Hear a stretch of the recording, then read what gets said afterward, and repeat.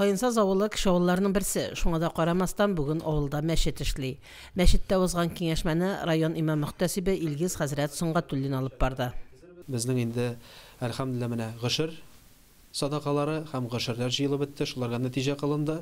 Кылыначак Алла теләсә, һәм инде шулай ук дәресләр башланып китә. Безнең инде кышкы вакытта дәресләр, гыйлем алу, мәчетләрдә инде халыкны җыеп балалар булсын, уллар булсын, дәресләр башлап җибәрү.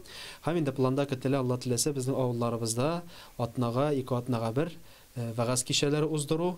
Киңәшмәгә җыелган имамнар үзләрен борчыган һәм кызыксындырган төрле сораулар белән мөрәҗәгать иттеләр.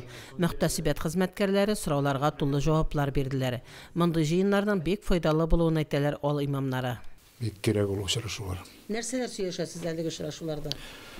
Күпчелек шул дин турында инде вәгазьләр сөйләнә. Төрле авылларда була инде ул. Ай сайын